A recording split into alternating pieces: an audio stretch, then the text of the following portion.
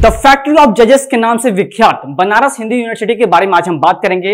उससे पहले ठीक है, उससे पहले हम आपको एक थोड़ा सा रिव्यू देखना चाहते हैं बनारस हिंदू यूनिवर्सिटी के बारे में कि क्या है ये। तो देखो पीसीएस जे जो एग्जाम होता है, ठीक है, पीसीएस जे का जो एग्जाम होता है, मतलब ये जो स्पेशली एग्जाम होता है ये जजेस के लिए कराया जाता है। ठीक है, अगर आपको जज बनना है तो आप इसका एग्जाम अटेंड करते हो। तो पीसीएस जे में बीएचयू की धूम 22 छात्र छात्राएं हुए चयनित। ठीक है, मतलब इसके थ्रू बीएचयू के थ्रू 22 स्टूडेंट्स आए थे जो ऐसे थे जिन्होंने पीसीएस जे का एग्जाम क्रैक किया। कितने में से? Out of 40। ठीक है, 40 में से आपके 22 बच्चे, ठीक है, 40 में से 22 बच्चे क्वालिफाइड हुए थे किसके लिए? पीसीएस जे में। ठीक है, ये भी रिसेंट की डेटा है, जो रिसेंट में आपका पीसीएस का जे का एग्जाम होता ये उसका डेटा है। ठीक है, आपका स्टार्टिंग का ये पार्ट देखिए क्लियर तो ही गया होगा कि हम जो भी आज के वीडियो में बात करेंगे वो एलएलबी पे होगा। क्यों होगा? क्योंकि जो आपकी पीसीएस जे के एग्जाम्स होते हैं या फिर जो इसकी एलिजिबिलिटी क्राइटेरिया होती है वो होती है लॉ फैकल्टी, लॉ बैकग्राउंड। ठीक है, मतलब लॉ किया होना चाहिए, वो चाहे वो बीए एलएलबी हो 5 साल का, चाहे वो एलएलबी हो 3 साल का। ठीक है, तो अगर आप एलएलबी की प्रिपरेशन कर रहे हो, सीयूटी 2024 को टारगेट कर रहे हो और प्रिपरेशन कर रहे हो, टारगेट करो किसको? डीयू को, जेएनयू को, सॉरी डीयू को, बीएचयू को या फिर अदर कोई टॉप यूनिवर्सिटी को टारगेट कर रहे हो, तो आप हमारे साथ यूनिमॉन्क साथ जोड़ के प्रिपरेशन कर सकते हो।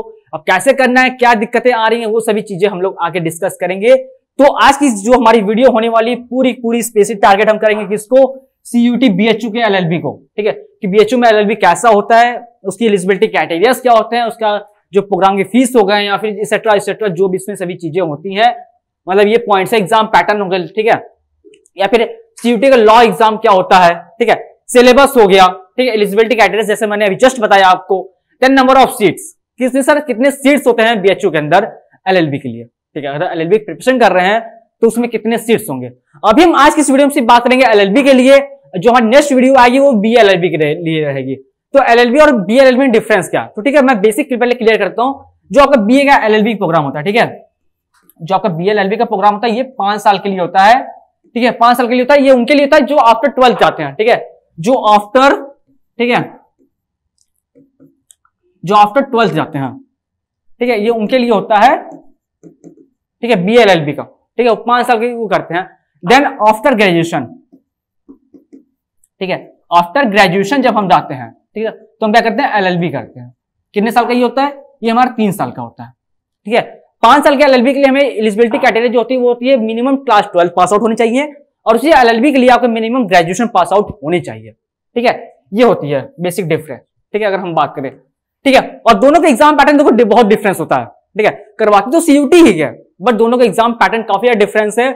तो सेपरेट देखो हम आज की इस वीडियो में बात करेंगे सिर्फ एलएलबी के लिए। ठीक है, अगर आपको बीएलएलबी की वीडियो चाहिए तो आपको हमारे यूनिमॉन्क चैनल को सब्सक्राइब करके बेल नोटिफिकेशन दबा देना है, क्योंकि जो भी हमारी नेक्स्ट वीडियो आएगी वो वीडियो आपको सबसे पहले पहुंचे। ठीक है, तो चलिए बिना किसी टाइम वेस्ट के अपना वीडियो को स्टार्ट करते हैं। सबसे पहले जानते हैं कि सीयूटी लॉ एग्जाम होता क्या है। तो देखो मैं हर बार बोल रहा हूं, हम इसके काफी सारे ऐसे बच्चे होते हैं जिनको ग्रेजुएशन के बाद या फिर 12th के बाद लॉ फील्ड में जाना होता है। किसी जज बनना होता है, किसी को कोई और बैकग्राउंड होती है, किसी को वकील बनना होता है, तो सबके ड्रीम्स अलग अलग देखो होते हैं यहाँ पे। ठीक है, तो स्पेशली बात करते हैं लॉ बैकग्राउंड की। ठीक है, लॉ में जाना है आपको। ठीक है, तो उसके लिए हमें पढ़ाई करनी होती है एलएलबी बी एलएलबी की। तो उसके स्पेशली लॉ का एग्जाम होता है सीयूटी के थ्रू। ठीक है, इससे पहले क्या होते थे, जो डीयू कॉलेज होता था, फिर बीएचयू जो कॉलेज होते, बीबीएयू या फिर अदर सेंट्रल यूनिवर्सिटीज होते थे, वो अपना खुद का एग्जाम पैटर्न एग्जाम कंडक्ट करवाते थे। बट आफ्टर सीयूटी, ठीक है, सीयूटी के आने के बाद सभी कॉलेज जो है एक ही में आपका करवा रहे हैं एग्जाम। ठीक है, आपको एक ही एग्जाम अटेम्प्ट करना है, देन उसके बाद जैसा भी आपका स्कोर आएगा वैसा आपको कॉलेज मिलेगा। जितना अच्छा स्कोर उतना अच्छा कॉलेज। ठीक है, CUET that's means common university entrance test. ठीक है, ये इसकी फुल फॉर्म होती है, कॉमन यूनिवर्सिटी एंट्रेंस टेस्ट। ठीक है, जिसके थ्रू हमें लॉ के सभी कॉलेज में हमें एडमिशन मिलता है। ठीक है, हम बात करेंगे नेक्स्ट अपने एग्जाम पैटर्न की। सर इसका एग्जाम पैटर्न क्या होगा?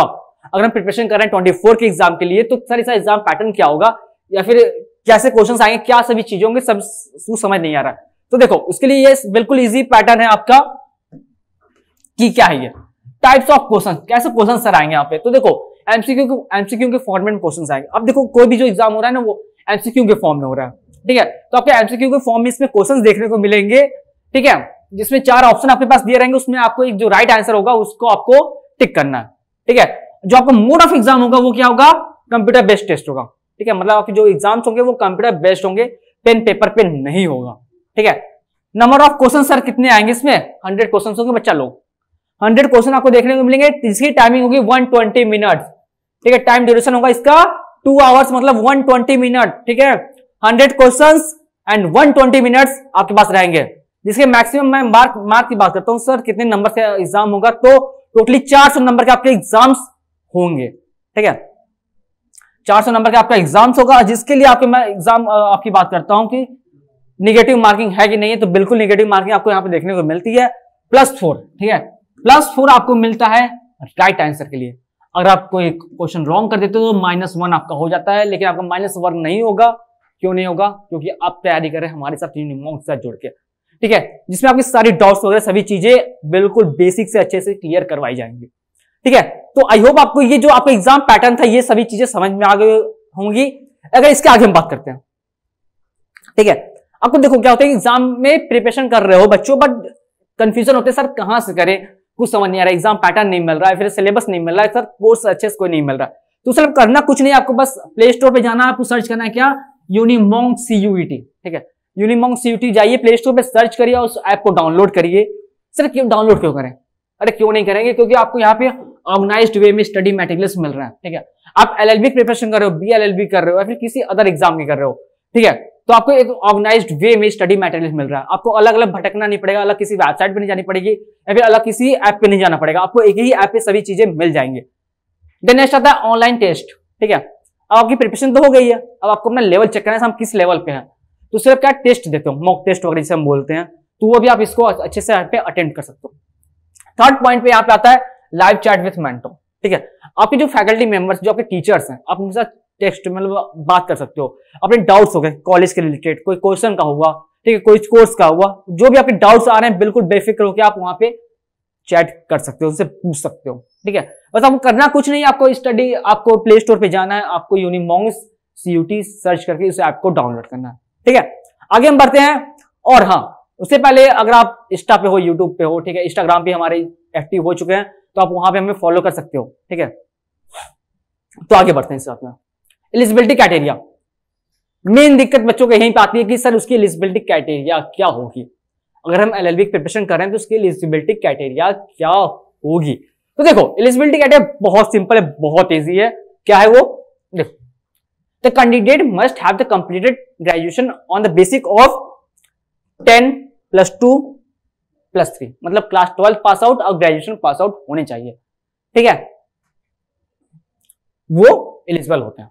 ठीक है, मतलब मिनिमम ग्रेजुएशन, ठीक है, मिनिमम जो होता है ग्रेजुएशन आप पास आउट होने चाहिए।